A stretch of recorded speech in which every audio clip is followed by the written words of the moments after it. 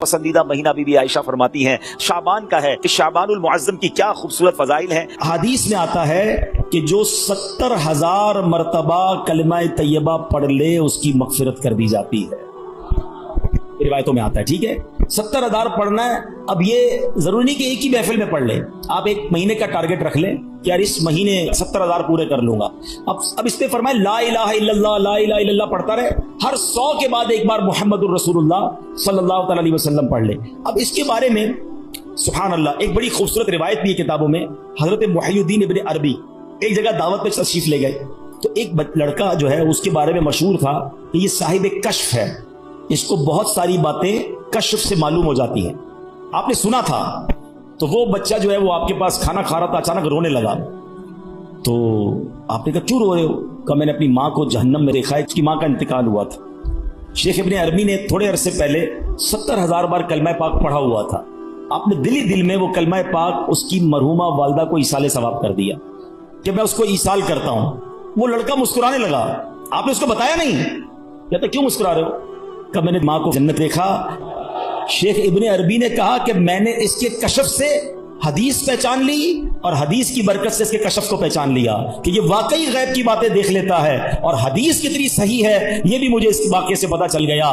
تو پتا چلا میرے پیارے اسلامی بھائیوں 70,000 بار کلمہ پاک میں نے تو جب سے یہ حدیث پڑھی ہے نیت کر لی ہے، کچھ شروع بھی کر دیا ہے۔ میرے لیے بھی دعا کریں، آپ بھی ٹارگٹ لے لو۔ فضول باتیں یار موبائل پہ گھنٹوں گزارتے ہیں، واک کرتے ہوئے کلمہ پاک پڑھنا شروع کر دے، تسبیحات میں لے کتنی بار ہو جائے گا لا الہ الا اللہ، لا الہ الا اللہ، لا الہ 100 بار پورا ہو جائے، محمد الرسول اللہ صلی اللہ علیہ وسلم پڑھ لیں، انشاءاللہ یہ زبان کلمے کی عادی بھی ہو جائے گی۔ اچھا پھر ضروری تھوڑی ایک بار 70,000 پڑھیں، اللہ توفیق دے، کیونکہ جب آپ پڑھو گے نا 70,000 بار یہ دل جگمگ کرنے لگ جائے، کلمے سے محبت ہو جائے گی اور پڑھنے کو جی چاہے گا۔ کبھی کہنا یار چلو امی کے نام پہ 70,000، کبھی کہنا ابو کے نام پہ 70,000۔ اتنے تحفے دیے امی ابو نے، اور خاص طور پہ جن کے ماں باپ چلے گئے ان کے لیے تو زیادہ اچھی نیت کریں گے، تو امی ابو کے نام پر جو ہے وہ ہم پڑھیں۔ پھر اللہ پاک توفیق دے تو پیر صاحب کے نام پہ پڑھ لیں، چلو ان کے ایصال ثواب کے لیے، غوث پاک کے ایصال ثواب کے لیے، تو انشاءاللہ بزرگوں کے ایصال ثواب کے لیے پڑھتے رہیں گے، کلمہ پاک کا ثواب تو ملے گا، بزرگوں کا فیضان بھی مل جائے گا انشاءاللہ۔ صحابی رسول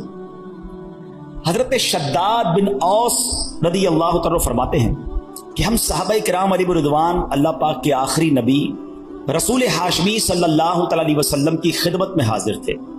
آپ علیہ السلام نے ہم سے پوچھا حل فیکم غریب، کیا کوئی تم میں اجنبی تو نہیں بیٹھا؟ صحابہ کرام نے کہا نہیں حضور ہم سارے مسلمان ہی ہیں اور کوئی غیر نہیں ہے۔ تو نبی پاک علیہ السلام نے فرمایا ایسا کرو دروازے بند کر دو۔ صحابہ نے دروازے بند کر دیے۔ اب آپ علیہ السلام نے فرمایا ارفعوا ایدیکم وقولوا لا الہ الا اللہ، ہاتھ اوپر اٹھا لو اور لا الہ الا اللہ پڑھنا شروع کر دو۔ حضرت شداد بن اوس کہتے ہیں ہم سب نے ہاتھ اوپر اٹھائے اور کلمہ پاک پڑھنا شروع کر دیا۔ کچھ دیر اسی طرح ہم ذکر کرتے رہے، نبی پاک ذکر کرواتے رہے، اور اس کے بعد مالک کے جنت قاسم نعمت صلی اللہ تعالی علیہ وسلم نے خوشخبری سناتے ہوئے فرمایا ابشروا فإن اللہ قد غفر لکم، تمہیں بشارت ہو کہ بے شک اللہ پاک نے تمہیں بخش دیا ہے۔ مزید آپ علیہ السلام نے یہ بھی فرمایا کہ الحمدللہ اے اللہ پاک تو نے مجھے یہ پاکیزہ کلمہ دے کر بھیجا، اسے پڑھنے کا حکم دیا اور اس پر جنت کا وعدہ بھی فرمایا، بے شک تو اپنے وعدے کے خلاف نہیں کرتا۔ سبحان اللہ۔ تو کلمہ طیبہ افضل الذکر لا الہ الا اللہ، اس کے کمال کے فضائل ہیں، کلمہ طیبہ کے بہت فضائل ہیں۔ یاد رہے یہ افضل ترین ذکر بھی ہے، بہترین وظیفہ بھی ہے۔ یہی کلمہ پڑھ کر غیر مسلم مسلمان ہوتا ہے، یہی مبارک کلمہ سچے دل سے پڑھنے کی برکت سے غیر مسلم کے سب گناہ دھل جاتے ہیں اور وہ جنت کا حقدار بن جاتا ہے۔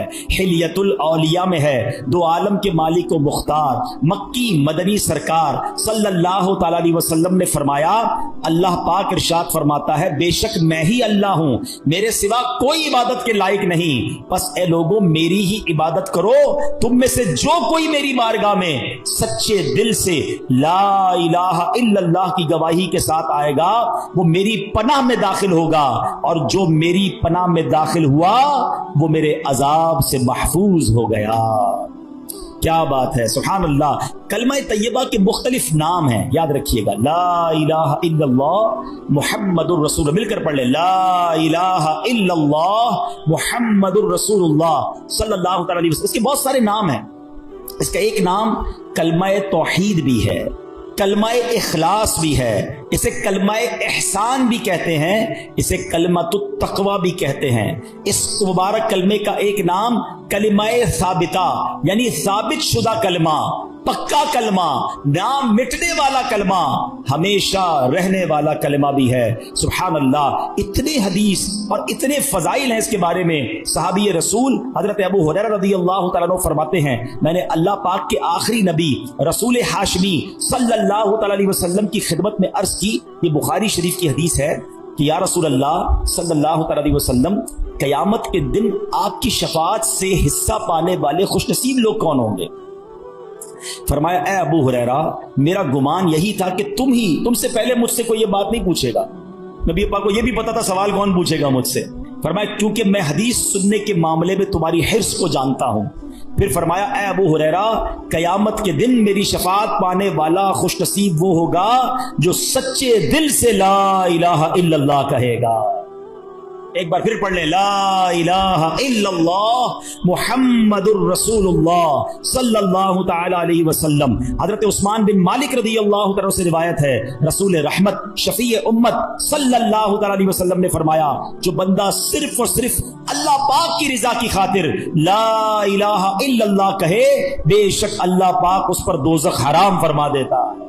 ایک بار پھر پڑھ لیں، لا الہ الا اللہ محمد الرسول اللہ صلی اللہ تعالی علیہ وسلم۔ اللہ پاک کے آخری نبی رسول ہاشمی صلی اللہ تعالی علیہ وسلم نے فرمایا، من مات وہو یعلم انہ لا الہ الا اللہ دخل الجنہ، یعنی جو اس حال میں مرا کہ وہ جانتا ہے اللہ پاک کے سوا کوئی عبادت کے لائق نہیں، تو وہ جنت میں داخل ہوگا۔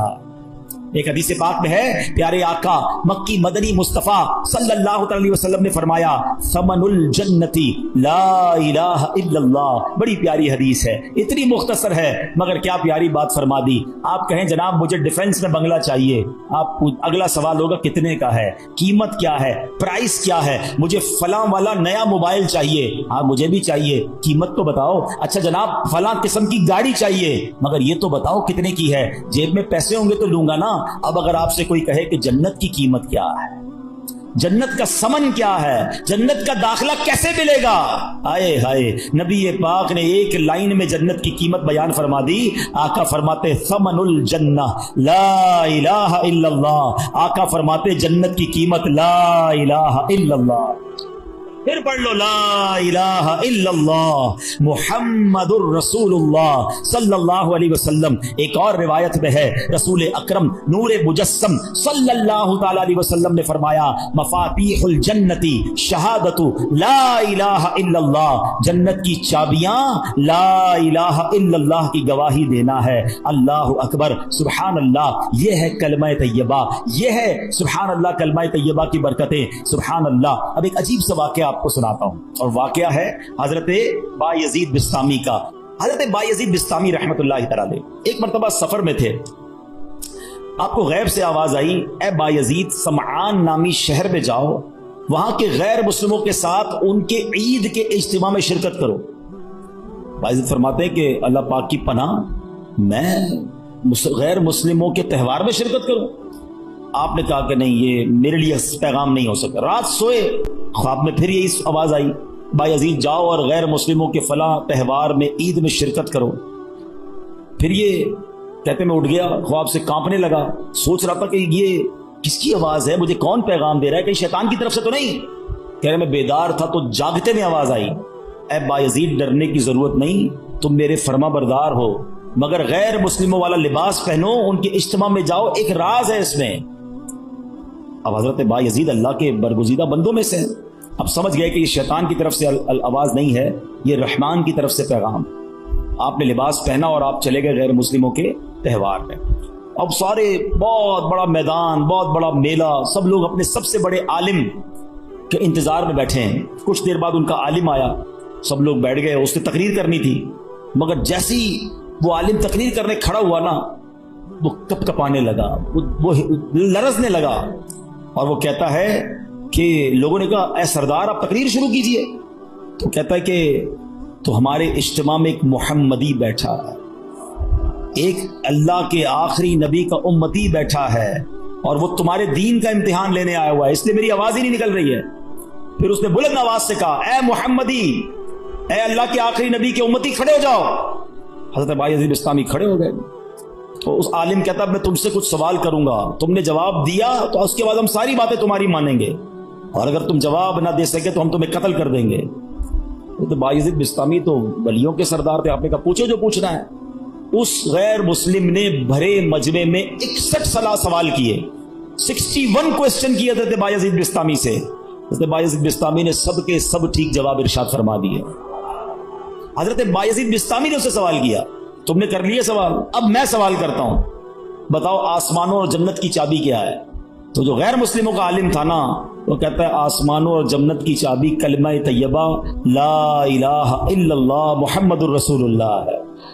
اللہ پاک نے اس کی زبان پر حق جاری کر دیا. اب اپنے اتنے بڑے عالم کی آواز سن کر, اس کا جواب سن کر, اس میدان میں ہزاروں غیر مسلم تھے, سب کے سب کلمہ پڑھ کر مسلمان ہو.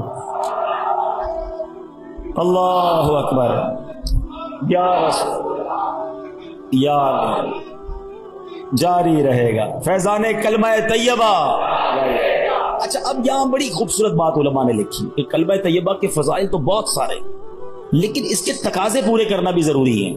فرمایا کہ حضرت زید بن ارقم رضی اللہ عنہ سے روایت ہے, رسول ذیشان مکی مدنی سلطان علیہ الصلوۃ والسلام نے فرمایا جس نے اخلاص کے ساتھ لا الہ الا اللہ کہا وہ جنت میں داخل ہوگا. صحابہ کرام نے عرض کی یا رسول اللہ صلی اللہ علیہ وسلم کلمہ طیبہ کا اخلاص کیا ہے؟ فرمایا یہ کہ بندہ اللہ پاک کی حرام کردہ چیزوں سے بچتا رہے. اب ایسا نہیں صرف لا الہ الا اللہ پڑھتا رہے بھائی جنت میں چلے جائیں گے. ایک مرتبہ وہاب بن منبہ رحمۃ اللہ تعالی کی خدمت میں عرض کیا گیا کیا کلمہ طیبہ جنت کی چابی نہیں ہے؟ فرمایا کیوں نہیں ہے, بالکل ہے, لیکن ہر چابی کے دندانے ہوتے نا, اگر تم ان دندانوں کے بغیر تالا کھولنا چاہو گے تو تالا نہیں کھلے گا. سبحان اللہ, کتنی پیاری مثال دے دی کہ کلمہ طیبہ جنت کی چابی ہے, مگر اس کے دندانے کیا ہیں؟ نماز ہے, روزہ ہے, حج ہے, زکوٰۃ ہے, جو فرائض ہیں وہ اس کے تالے کی چابی کے دندانے ہیں. تو گویا کلمہ بھی پڑھنا ہے, نماز بھی پڑھنی ہے, روزے بھی رکھنے ہیں, فرض ہو جائے تو حج بھی کرنا ہے. چلو حج کے بارے میں بھی تھوڑی سی بات کر لوں. بڑی تعداد میں وہ لوگ ہیں جن پر حج فرض ہو جاتا ہے مگر وہ حج نہیں کرتے. اس کو آسان نہ سمجھنا, جس طرح نماز فرض ہے نا, جس طرح روزہ فرض ہے. آپ کو پتہ ہے اسلام کے 5 پلر بچپن سے پڑھ رہے ہیں, 5 ارکان اسلام اسکول میں تھے جب سے, مدرسے میں جب سے پڑھے, سب نے پڑھے ہوں گے. کون کون سے ہیں؟ نماز, روزہ, حج, زکوٰۃ اور توحید کا اقرار, کلمہ پاک پڑھنا. تو اب کلمہ تو پڑھ لیا, اچھا نماز کو اب بھی لوگ پکا فرض سمجھتے ہیں. بعض لوگ زکوٰۃ اور حج کو اتنی اہمیت نہیں دیتے, یہ بھی پلر ہے اسلام کا. اور حج نہ کرنا, اب میں جو حدیث سنانے جا رہا ہوں نا وہ بڑی ہلا دینے والی ہے. حدیث پاک کا مضمون ہے, نبی پاک فرماتے ہیں جو کوئی شخص استطاعت کے باوجود, یعنی طاقت رکھتا ہے, پیسے بھی ہیں, گھر والوں کو بھی نان نفقہ دے سکتا ہے, ایسی صحت بھی ہے کہ حج کر سکے, استطاعت کے باوجود حج نہ کرے, آقا فرماتے ہیں مجھے کوئی پرواہ نہیں وہ عیسائی ہو کر مرے یا یہودی ہو کر مرے. یعنی معاذ اللہ اس کے ایمان پر خاتمہ نہ ہونے کا خوف ہے. لوگ کہتے ہیں یار بس حج کرنا ہے تو وہ ذرا بچی کی شادی کر لوں پھر کر لوں گا, وہ ذرا کاروبار سیٹ کر لوں پھر کر لوں گا, آج کل بڑی گرمی ہے, حج ذرا ٹھنڈ میں آ گیا نا پھر کر لوں گا. اور اللہ کے بندوں ہمیں نہیں پتا ہم زندہ رہیں گے نہیں رہیں گے اگلے حج تک. کئی لوگ پچھلے حج میں ہمارے ساتھ تھے, اس بار نہیں ہیں. اگر فرض ہے تو دیر نہ کریں, اور اگر تم یہ سمجھتے ہو نا کہ 2-4 کام اٹکے ہوئے ہیں وہ ٹھیک ہو جائیں تو حج کروں گا, ارے تمہاری بھول ہے, وہاں چلے جاؤ, سارے کام ادھر سے ہی تو بن جاتے ہیں. بگڑے ہوئے بنتے ہیں سب کام مدینے میں, بٹتے ہیں جہاں بھر کے آلام مدینے میں. مشکل میں ہو تو جاؤ نا آقا کی دربار میں. اور لوگ کہتے ہیں حج کے پیسے تو ہیں مگر اس سے زیادہ نہیں ہیں, وہ کم ہو جائیں گے. بھول ہے تمہاری. حدیث پاک سناتا ہوں جس کا مضمون ہے حج کرو غنی ہو جاؤ گے. حج کرنے سے مال میں بھی برکت ہو جاتی ہے, حج میں سستی نہیں. حج ایک ہی بار فرض ہے, ایک بار کر لیا پھر بار بار نہیں ہے. لیکن جس نے ایک بار بھی نہیں کیا, اچھا ایک اور عجیب فینومینا, عمرے کرتے رہتے ہیں, ہر سال عمرہ کرتے, حج نہیں کیا. ارے بھائی تم 100 عمرے کر لو, تمہارا فرض ادا نہیں ہوا ہے. کوئی 100 نفل پڑھے اور فرض نہ پڑھے تو کیا ہوگا؟ فرض ادا ہو جائے گا؟ نہیں ہوگا نا، فرض کرنا پڑے گا نا۔ یہ بالکل اسی طرح حج کرنا پڑے گا۔ اور میں آپ کو سچ بتاؤں، کسی عاشق رسول کے ساتھ حج کر لیا نا، پھر حج کی بار بار کیے بغیر چین آئے گا نہیں۔ حج کا مزہ بھی اور ہے، حج کا لطف ہی اور ہے۔ عرفات کا میدان، مزدلفہ کی راتیں، مینا کی بہاریں۔ آؤ اللہ سے دعا کرتے ہیں، اللہ کلمہ پاک کی برکت سے اسی سال ہم سب کو حج نصیب فرما دے۔ اے اللہ تیرے خزانوں میں کمی نہیں، ہمیں اسی سال تیرے گھر آ کر لبیک پڑھنا بھی نصیب فرما دے۔ میرے رب کے خزانوں میں کمی نہیں ہے، لیکن حج کرنے کی پکی نیت رکھو، اور اگر حج فرض ہو گیا تو اس کی تاخیر نہ کریں۔ تو پتہ چلا کلمہ جو ہے وہ جنت کی چابی تو ہے، لیکن جناب والا اس کے دندانے بھی ہیں، اور اس کے دندانے کیا ہیں؟ اس کے دندانے یہ ہیں کہ نماز پڑھے، روزہ رکھے، اور حج فرض ہو تو حج ادا کرے، زکوٰۃ کی شرائط پائے جائیں تو زکوٰۃ دے، پھر دیکھیں انشاءاللہ یہ جنت کی چابی کیسے کام کرتی ہے۔ حضرت نوح علیہ السلام نے ایک بار اپنے بیٹے کو کمال کی نصیحت فرمائی۔ حضرت نوح علیہ السلام کا آخری وقت آ گیا، آپ نے اپنے بیٹے کو نصیحت کرتے ہوئے فرمایا، بیٹا میں تمہیں 2 باتوں کا حکم دیتا ہوں اور 2 باتوں سے منع کروں گا۔ بیٹا میں تمہیں حکم دیتا ہوں کہ کلمہ طیبہ لا الہ الا اللہ کی کثرت کرتے رہو۔ بے شک اگر ترازو کے ایک پلڑے میں 7 آسمانوں اور 7 زمینیں رکھ دی جائیں، دوسرا ایک پلڑے میں کلمہ طیبہ رکھ دیا جائے، تو 7 آسمانوں اور 7 زمینیں کے جو وزن ہے اس کے مقابلے میں کلمہ طیبہ کا وزن بڑھ جائے گا۔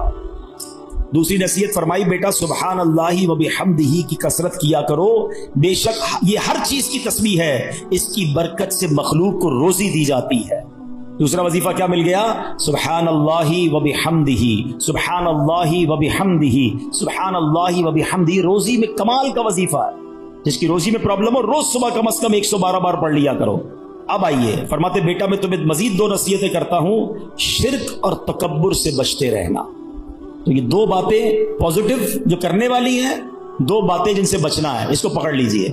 کلمہ پاک اور سبحان اللہ و بحمدہ کا ذکر کرنا ہے، اور شرک اور تکبر سے بچنا ہے۔ یہ حضرت نوح علیہ السلام کی سبحان اللہ وصیت بھی ہے اور شاندار نصیحت بھی ہے۔ اور سبحان اللہ کلمہ پاک کی ایک اور فضیلت سنیں، حضرت عبداللہ ابن عباس فرماتے ہیں دن اور رات میں کل 24 گھنٹے ہیں، اور کلمہ طیبہ کے حروف بھی 24 ہی ہیں۔ جو ایک بار کلمہ طیبہ پڑھتا ہے اس کا ہر حرف 1 گھنٹے کے گناہوں کا کفارہ بن جاتا ہے۔ بس جب بندہ ہر روز 1 مرتبہ کلمہ طیبہ پڑھے اس پر کوئی گناہ باقی نہیں رہتا۔ اب سوچو جو دن میں کئی بار کلمہ پاک پڑھتا ہے اس پر کتنا اجر و ثواب ملتا ہوگا۔ تو یہ ذکر جو ہے اپنی زندگی میں شامل کر لیجئے۔ نبی پاک علیہ السلام نے فرمایا قیامت کے دن اللہ پاک فرشتوں سے فرمائے گا کلمہ طیبہ پڑھنے والوں کو میرے قریب کر دو اور میرے عرش کے سائے میں جگہ دو، بے شک میں ان سے محبت کرتا ہوں۔ اللہ کا محبوب بننا ہے تو کلمہ پاک کا ورد کیجئے۔ اللہ اکبر۔ میں نے ایک شروع میں بات کہی تھی کہ افضل الذکر کیا ہے، اب حدیث سن لو۔ احمد مجتبیٰ رسول خدا صلی اللہ تعالی علیہ وسلم نے فرمایا افضل الذکر لا الہ الا اللہ و افضل الدعاء الحمدللہ۔ آقا فرماتے ہیں افضل ذکر ہے لا الہ الا اللہ اور افضل دعا ہے الحمدللہ۔ تو سبحان اللہ کلمہ پاک بھی پڑھنا ہے اور بات بات پر اللہ کا شکر بھی ادا کرنا ہے۔ بہرحال میرے پیارے اسلامی بھائیوں، اب ایک اور اہم بات سبحان اللہ کہ ہمیں جب آخری وقت کسی کا آ جائے نا، کسی مردے کا، کسی شخص کا آخری وقت، انتقال کا وقت قریب آ جائے، تو اس وقت اس کے پاس جا کر کلمہ پاک کی تلقین کرنی چاہیے، کلمہ سکھانا چاہیے۔ نبی پاک کا فرمان لَقِنُوا مَوْتَاكُمْ لَا إِلَٰهَ إِلَّا اللَّهُ، اپنے مردوں کو لا الہ الا اللہ کی تلقین کرو، یعنی جو مرنے کے قریب ہو اسے کلمہ سکھاؤ، اس طرح کہ اس کے پاس بلند آواز سے کلمہ پڑھو۔ اب اس کا طریقہ بھی سمجھ لیں۔ بعض اوقات پتہ ہے کیا غلطی کرتے ہیں، کسی کا آخری وقت ہو اس کے پاس جا کر کہتے ہیں کلمہ پڑھو، لا الہ الا اللہ پڑھو، لا الہ الا اللہ محمد رسول اللہ پڑھو۔ یہ نہیں کرنا چاہیے۔ یہ بڑی اہم بات بتانے جا رہا ہوں۔ جو سکرات کا وقت ہوتا ہے نا، بڑی تکلیف میں ہوتا ہے بندہ، اس کو بڑی مشکل ہو رہی ہوتی ہے، خدا نہ خواستہ اس تکلیف میں اگر اب اس نے یہ کہہ دیا نا میں نہیں پڑھتا، میں کلمہ نہیں پڑھتا، تو کہیں ایسا نہ ہو اس کا خاتمہ برا ہو جائے۔ ہمیں کرنا پتہ ہے کیا، میں یہ نہیں کہتا کہ جو یہ کہہ دے میں نہیں پڑھتا اس کا خاتمہ برا ہوا، لیکن آپ کے دل میں تو بات رہ جائے گی نا یار اس نے منع کر دیا تھا کلمہ پڑھنے سے، تو یہ بات نہ کریں۔ بلکہ طریقہ صدر الشریعہ مفتی امجد علی اعظمی نے بہار شریعت میں لکھا، نزا کی حالت میں جب تک روح گلے کو نہ آئی ہو مرنے والے کو تلقین کریں. کس طرح کریں؟ اس کے پاس جائیں اور بلند آواز سے خود کلمہ پڑھنا شروع کر دیں. اشہد ان لا الہ الا اللہ واشہد ان محمد رسول اللہ پڑھتے رہیں. اب اس کو کہنے کا حکم نہ دیں, آپ پڑھتے رہیں تاکہ وہ سنے اور اس کو یاد آ جائے. اور جب اس بندے نے کلمہ پڑھ لیا نا, آپ چپ ہو جائے, اب کوئی اور بات نہ کریں. اس کا آخری جملہ نکل چکا نا کلمہ, اب آپ خاموش ہو جائے. ہاں اگر کلمہ